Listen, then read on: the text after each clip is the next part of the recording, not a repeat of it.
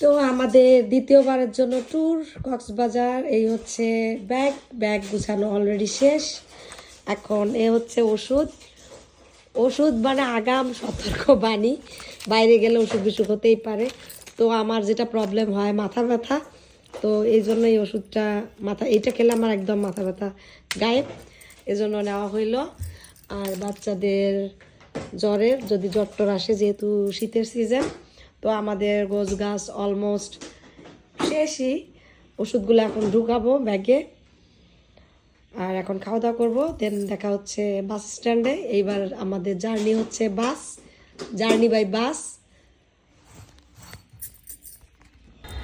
তো এই তো এখন আমাদের গুছগাছ শেষ, আমরা বের হয়ে যাচ্ছি। আমাদের বাস 12টায়। তো আমাদের বাস ছাড়তে ছাড়তে 1:30টা বেজে গেছিলো, অনেক লেট। বাসও নষ্ট হয়ে গিয়েছিল রাস্তায়। এখন বাজে মাঝরাত কয়টা, 3টা বাজে। আমরা কুমিল্লা বিশ্ব রোডে একটা হোটেলের সামনে দাঁড়িয়েছি। তো আমরা কিন্তু চলে আসছি কক্সবাজারে। কক্সবাজার আসার পর ফ্রেশ ট্রেশ হয়ে একটা খাবার হোটেলে চলে গিয়েছি। এটা কিন্তু দুপুরের খাবার। দুপুরের খাবার খেতে খেতে আমাদের 4টা বেজে গিয়েছে, কারণ আমরা কক্সবাজারে পৌঁছাইছি 1:30টা বাজে। রাত 1:30টায় বাসে উঠছি, দুপুর 1:30টায় এসে পৌঁছাইছি। তো আমরা চলে আসছি এখন আলগনি রেস্টুরেন্টে।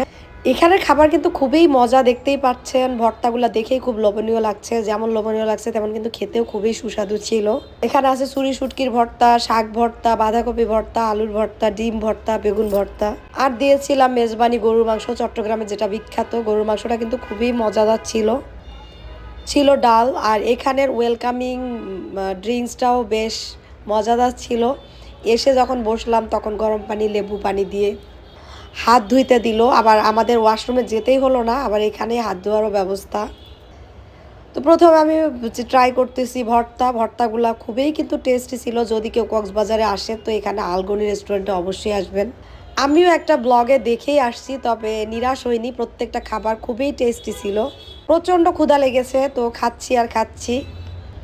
যেমন ক্ষুধা লেগেছিল তেমন খুবই ক্লান্ত ছিলাম। আর গরুর মাংসটা ছিল অসাম, মানে হোটেলে এত বাড়ির মতো খাবারের স্বাদ অনেক দিন পর পেলাম। বাঁধাকপি ভর্তাটাও বেশ মজার, আমি তো খুবই মজা করে খাচ্ছিলাম। তো এখানে ডালটাও অনেক টেস্ট ছিল। সালাদটাও খুব সুন্দর করে বানাই দিছিল এখানে।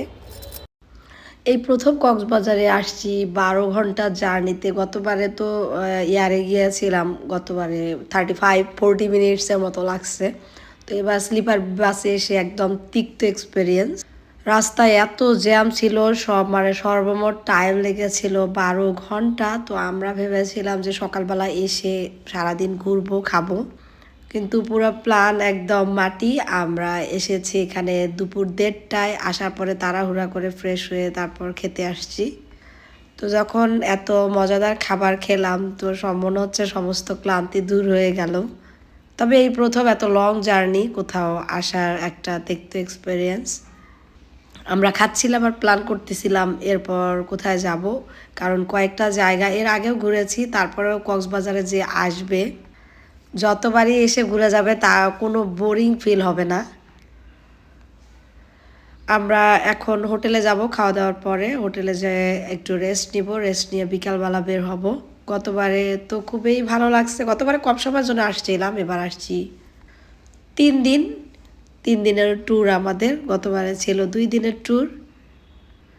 তো আমার জামাই তো খুবই মজা করে খাচ্ছে। ওকে বলতেছিলাম যে খাবার কেমন, বলতেছে খুবই টেস্টি। আমি গতবারে আসছিলাম, এসে মুরগি খাইছিলাম। তো মুরগি খাওয়ার একটা বাজে এক্সপিরিয়েন্স। মুরগি একদমই এরা ভালো রান্না করতে পারে না।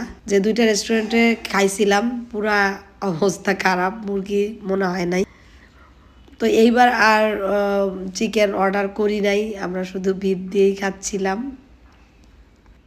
তো আমাদের খাওয়া দাওয়া শেষ। খাওয়া দাওয়া শেষ হওয়ার পরে একটা ছোট্ট একটা বোলে লেবু, হচ্ছে হালকা কুসুম গরম পানি, আর গাঁদা ফুলের পাপড়ি, গোলাপের পাপড়ি হাত ধোয়ার জন্য এটা দিল। তো ভালোই লাগলো আমার কাছে। এখানে অল ডেকোরেশন, খাবার দাবার সব মিলায়ে।